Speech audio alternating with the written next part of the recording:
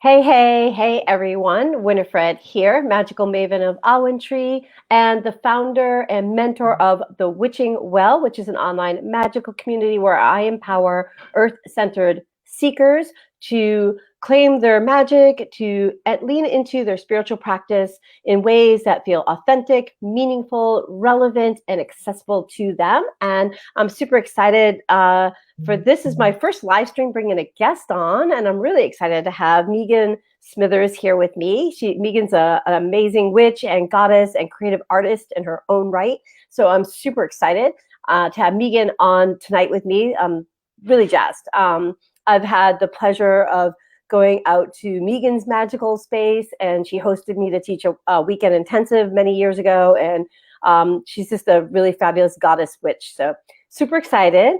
I just wanted, before we go any further, all right, awesome. Yay, hi, everyone. Hi, Yolanda. Hi, Kat. If someone can let me know you see and hear me, and if Megan, you could say hi, just so we know. Thank you. If someone in the group can let us know you see and hear us both, that would be really awesome. I'm just going to check on my phone before we get into it. And I'm looking for and it's recording. Good. Yay, recording is important. Bear with me, everybody. Yes, you see and hear. Awesome. Oh, look at that. You can see us. That's exciting. I am so excited about technology. It's making my day. Guys, I've had to overcome a lot to become this much of a tech geek. Trust me, I did not start here. Like I said, I had the opportunity to get to travel out and stay with Megan. We had this incredible magical weekend where we did like a spirit, almost like spirit journeying and magical work all weekend long, which was really awesome. She lives out in the Berkshires, which is not too far from where I am at. So I would love to first, Megan, if you would kind of share a little bit about your journey, like how did you come to these traditions? How did you what's your story? I would love to hear a little bit about it. So it's sort of a scattered story. I'm adopted. And I didn't realize that I came from a long line of healers until I found my birth family, which was probably about 10 years ago now.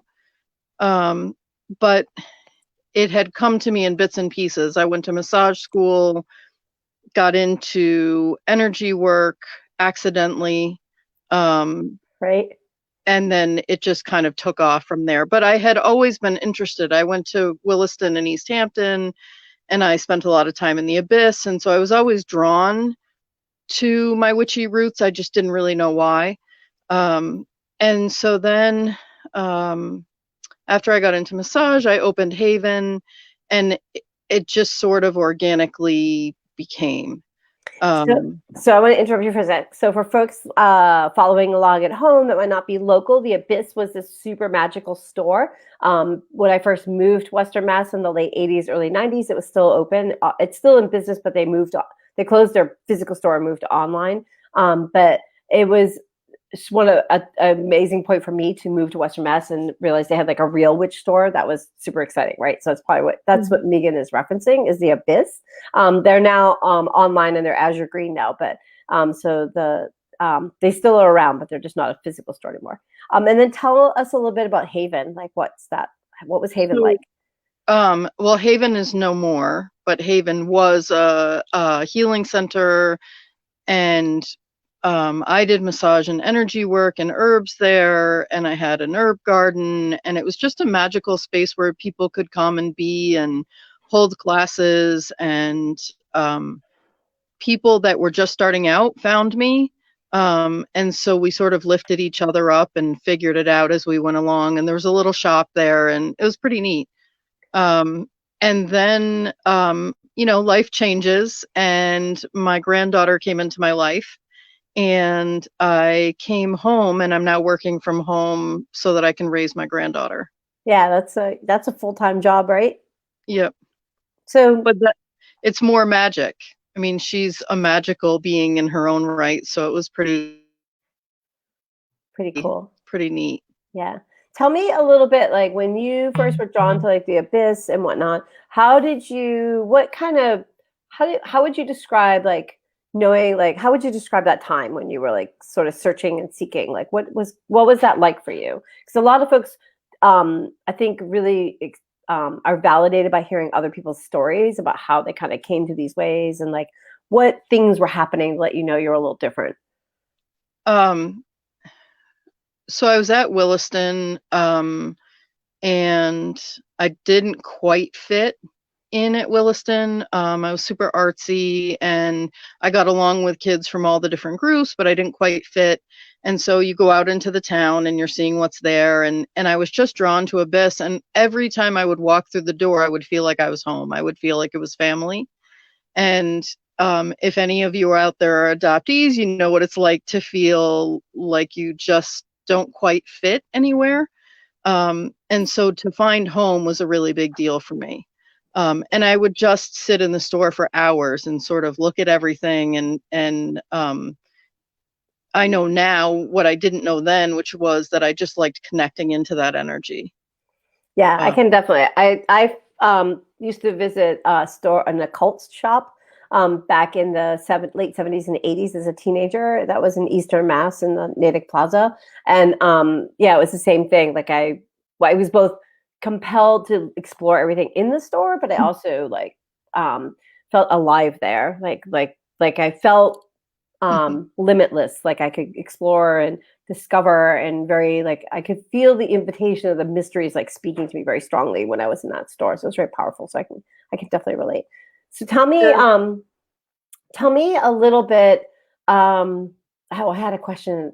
So tell me a little bit about how we met, because how we met is a pretty magical story, and I really think it highlights your magic and how we're my magic too, and how we're connected. Like how we're connected through, like how in a lot of ways it seems like witches either all come from the same past life, or our souls all agreed to meet later, or something. So your story is pretty neat about how we met. Do you want to share that? So I always follow the signs in nature, and there was a turkey vulture. And the turkey vulture, I was on like 91, and the turkey vulture was flying in front of me. And so I decided I had time, I'd follow the turkey vulture. And the turkey vulture was circling and circling. And then the turkey vulture led me to a hawk, which led me to your shop, and you weren't open. So I called a friend of yours who I knew who knew about the shop, and the hawk was just circling and circling and circling. But I hadn't put two and two together with the turkey vulture and the hawk in your shop until I saw your shop, and then I remembered that a friend had told me that you had a shop in East Hampton. I just went completely based on these birds and where they were leading me. Didn't you message me or something? And I was literally like driving down the hill at that moment or something. And Yeah. And I said, hold on, I'm coming down the hill, and I'll like the way I drive into the store. So I own, as most of you know, I own a store called Owen Tree in East Hampton. The way I drive, like I come down a big hill, Mount Tom. We call it Mount Tom. You know, relatively, it's like a giant hill. It's a mountain for us, but it's a giant hill. And I was coming down the mountain, which is very magical in and of itself, the windy road, mountain road, and into East Hampton. And when you, I think called me or texted me or messaged me or something, and I was like, "Don't go, I'm on my way. I'm like 2 minutes out." So it was that was pretty neat. So the hawk just kept circling, and then I'm in the store and we chatted for a long time, and the things that I wanted in the store were things that maybe other people wouldn't have wanted in the store, like a stick that you found hiking. And so it was all really sort of interconnected to your vibe and my vibe. And then I'm checking out and you had the red-tailed hawk tattoo on your arm, which was what led me to the shop. So I thought that was really profound. There it is. Yeah, right. I remember that. Right. That's pretty cool. Yeah, I think I remember that moment. Definitely. You were like, "What is on your arm?" Yeah, yeah. That red tail hawk is very strongly featured through my entire spiritual journey too. It's very powerful. Yeah, like and hawk women or hawk people definitely know each other when they meet each other for sure. Yeah, that's pretty cool. So tell me a little bit. So you're a founding member of the Owen Trees. I mean, of the Owen Tree. You're a founding member of the Witching Well. And you've been in the well and a really amazing, like really like a strong community, almost like stepping out like as a leader, really a strong presence in the Witching Well among many other amazing people in there. So tell me a little bit like about where you were before you joined the Witching Well. Like where were you at?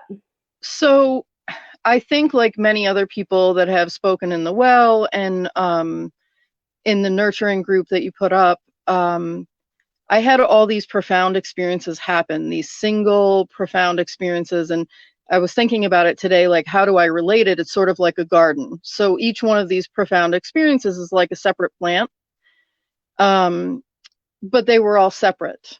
And then coming into the witching well, it put it together in a garden for me. It was more cohesive. So before, I had visions, I had heard spirits, I had connected to spirit guides, but it was all like these little bits and snippets, and I didn't feel confident, and I didn't feel clear, or maybe know how to put it all together, if that makes sense. It was puzzle pieces, and the whole puzzle wasn't clear. It was just pieces of all these things. I had shamanic things happen, and profound healings for myself and others, all sorts of different things, and I couldn't figure out how to put them together into one place. And coming to the witching well in the last year has done that for me. It's really made it more cohesive. And so before, energy work was like breathing.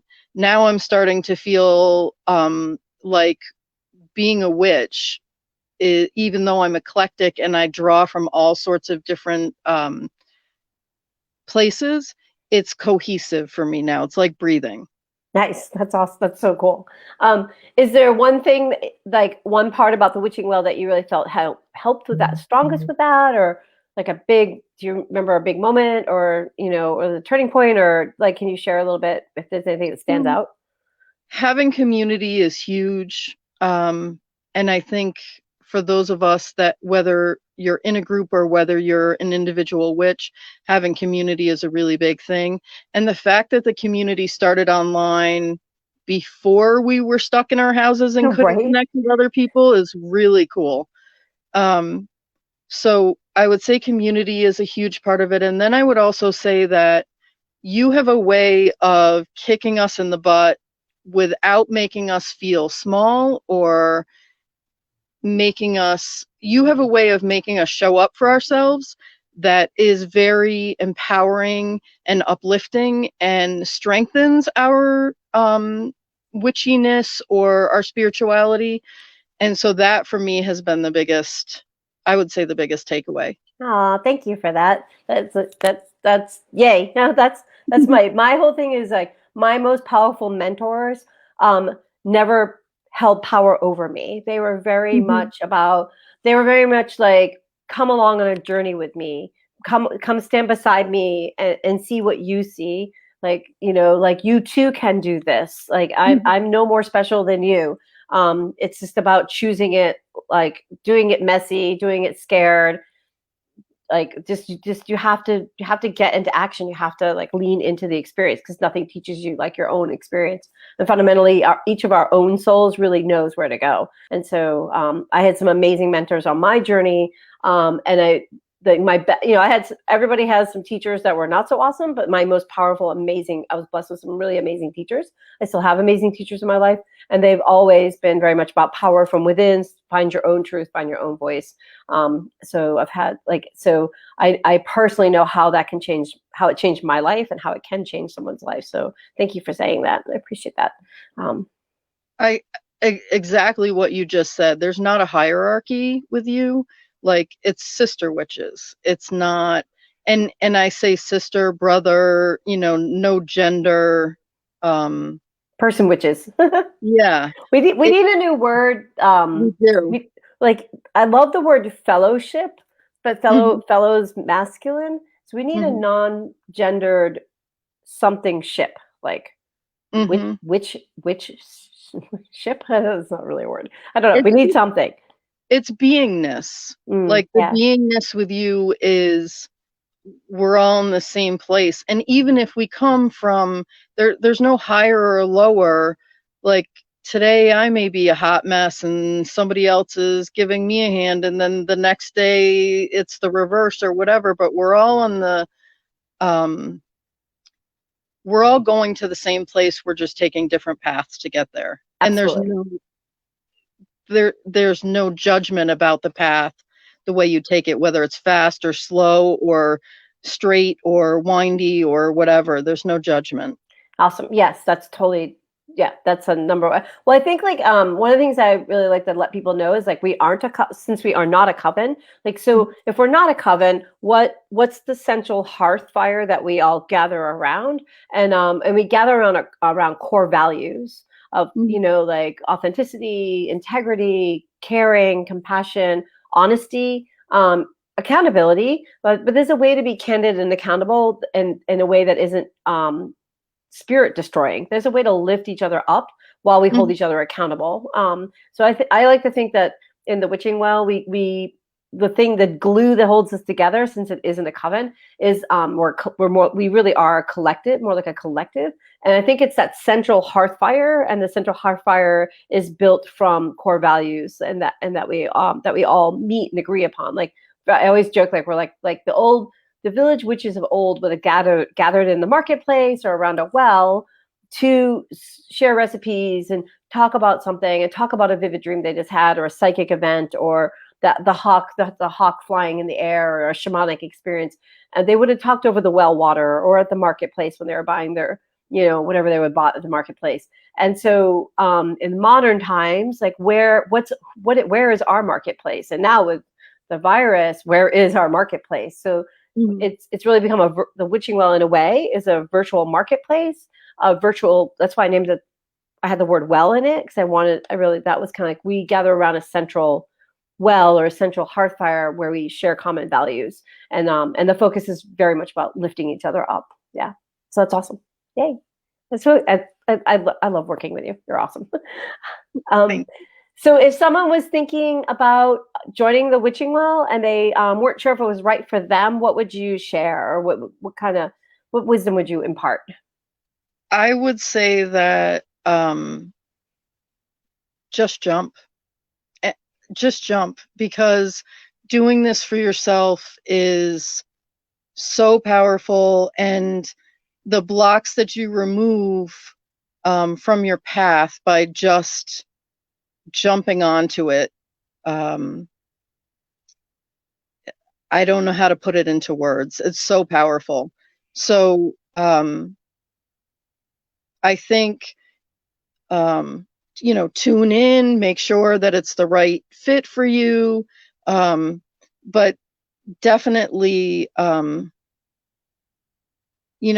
growth is something that makes us beyond the fence, because it's not this simple thing that we just slide into. It takes work, right? So my advice is to just do it, because I feel like you'll be a better person and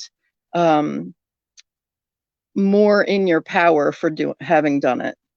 My experience has been that the group is very supportive, and when you're having a rough time, it's the type of support that doesn't enable victim stance, but lifts you up and empowers you out of whatever tough time you're having.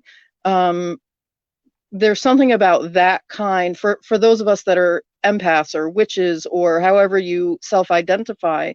When you're in this energy power of things, having that positive uplifting power when you're going through a difficult time is really important. Otherwise, you can just sort of spin in this victim place. And I feel like Facebook is one of those things where you can land in that space. Right. And so for me, the Witching Well has been the anti that. Yes, awesome. Yeah, because all you and everyone else helps keep it that way. Like everyone inside the well, I feel very blessed, is really just an amazing group of people that really bring. When we say high vibes, I think high vibes is an overused word right now. But but in the Witching Well, the amazing people in there definitely are bringing the high vibes. And they're real. We kick it till it's real. If something's hard or we're struggling or we're lost, we're honest about that. We're not Pollyannas. We're not brushing it. We're not high vibing and being Pollyannas about it. We're coming from a very heart-centered, pragmatic, grounded way. But we're definitely about, okay, so now what? Like, okay, if that's where you're at, so now what? How can we help you? What can we do to get do you need to unpack it? Do you have to take a break? You know, what feeds you to help you sit with this and listen to your soul and see what's the deeper invitation happening. Yeah. I have found that whether you are specifically unpacking something in your teaching or not, it has organically just happened for me that things have healed and been unpacked and been easier to look at, or to really get to the deeper level of things. So for example, when I left Haven, that was very, very hard for me. And I had some traumas around that. And now I'm finding that I'm working through them in huge ways. And it was years since I left Haven. So, or since I closed the doors of Haven. And they were things that I didn't even realize were such a big trauma. But in the process of the work that I've done with you and the rest of the group in the Witching Well, I realized it and have managed to shift some really huge things. That's cool. That makes me psyched, like really on a deep level. Yeah, it's hard to articulate listening, but yeah. But you're just like super magical. Like you ooze art and creativity and goddess energy and magic. Like it's pretty cool. I love the pictures you've been putting up recently about your garden stuff is inspiring. So while we have people here live, I want to open it up. So if anybody who's here live has a question before Megan and I wrap it up and get off being here with you all, if you have a question that hasn't been answered yet and you want to ask Megan or me a question about the Witching Well, now is your time to definitely write a comment in the comments so that we know you have a question. Also include your name, because the software I'm using, some of you I can see your name, but some of you I can't see your name. It just says Facebook user. So it's nice for me to know your name. So if you have a question that is still hanging out there about the Witching Well or about anything we've been talking about tonight, write it in the comments. If you're catching this on the replay, you can still write the question in the comments, and I'll be back through the comments and looking there later. And if you're wondering how you can join the Witching Well, the doors to the Witching Well are open. They only open a few times each during the year. We have it closed on purpose for a reason, because when the doors to the well are closed, as you can see from what Megan's talking about, we can focus on the community. So I can really show up and focus on and lean into being present for all the community folks and all the teaching and work that we're doing inside there. So the doors only open a few times in the year, and they are open right now. They are open through tomorrow, Friday, May 8th at 11:59 p.m. Eastern Standard Time. So if you have a question that hasn't been answered, like now's definitely time to ask it, or shoot me a message, or put it in the comments if you're catching this on the replay, and write replay. I don't see any questions coming through, so I think we're pretty good. But, Mika, do you want to add anything, or? Yeah, one of the things that I wanted to say is that your format is self-paced. So people can do as much or as little as they're able to fit into their schedule. So it's not a high pressure situation, and you really meet us where we're at. So if we need a nudge and we're kind of putting out there that we want a nudge, you give it, but you don't put pressure on us if you don't put pressure on us if we're not able to receive that or whatever, and that we can do the work as slow or as quickly as we choose. Sorry, someone was just saying that we might not have seen. Oh, the question I think came through. Okay, yeah, that's a really good point. So the Witching Well is so it's a I would call it a hybrid. So every month there is like an active workshop, like I teach a workshop every month. There's a companion workbook that goes with that workshop, and we have a community mentoring call, like spiritual mentoring call, where the community can interact and see each other and connect. And I provide answer questions or mentoring or whatever. Like it's my time to show up and just be present for the community, and either just listen, or maybe I might offer some extra teaching or guiding or answer questions. So we have structure every month, but everything is recorded, so you're encouraged to attend live. But if you can't make a session live, it's recorded and it goes into this witch library.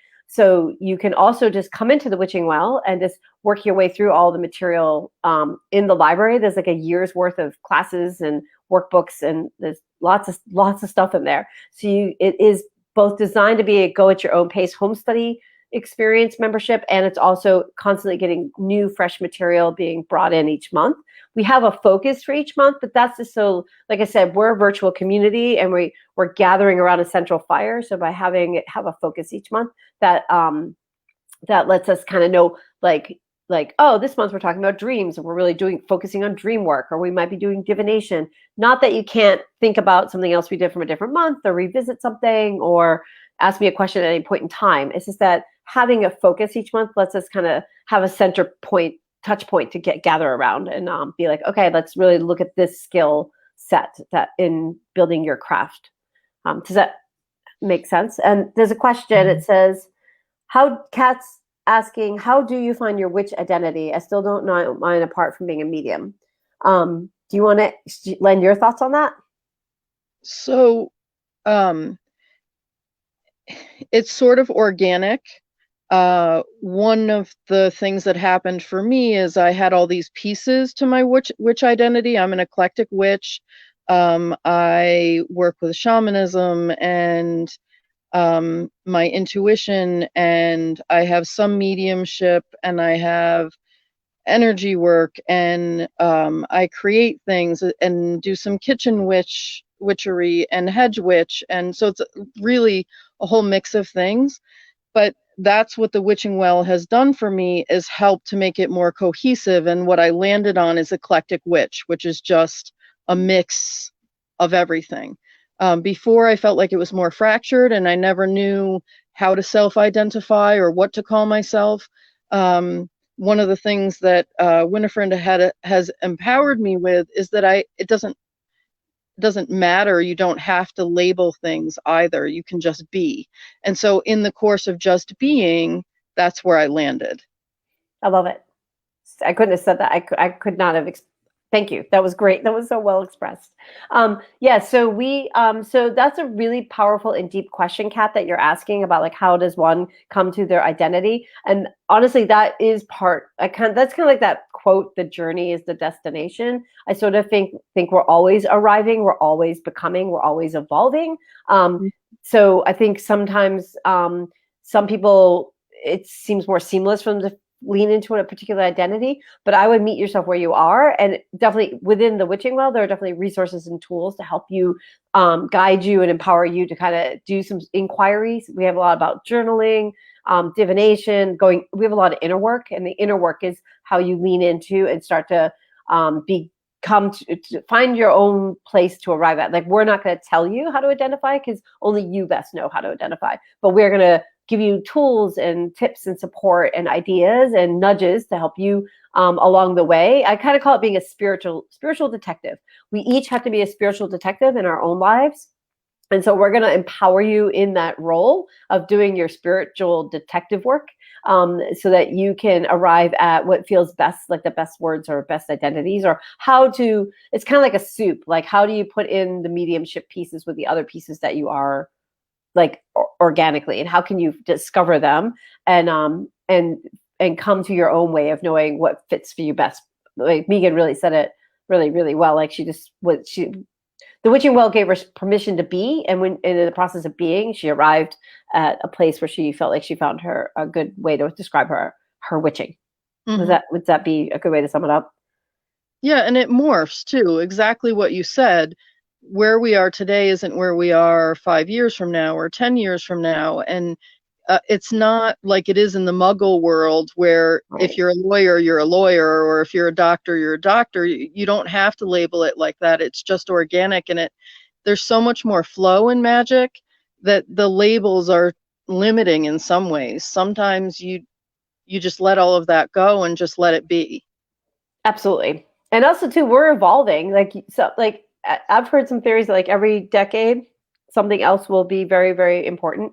Like, some to your spirit's development, or every 5 years. So some talk about, like, this, these mini Saturn returns. So, like, there's just these different, there can be astrological reasons why every 7 years we're having, powerful experiences. But we never, it doesn't, I don't think it serves us at the highest level to get too locked into any one identity. I agree. Totally.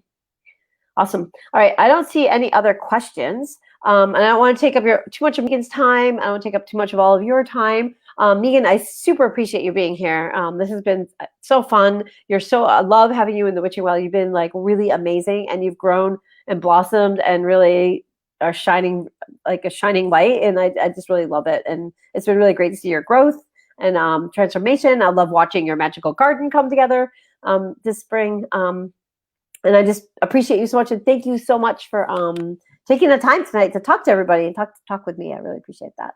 And to everyone else, I just appreciate you all for being here. Thank you for letting us share about things we're passionate about, which is all things witching and witchery. And again, the doors to the Witching Well are open. They will be open until tomorrow, Friday, May 8th.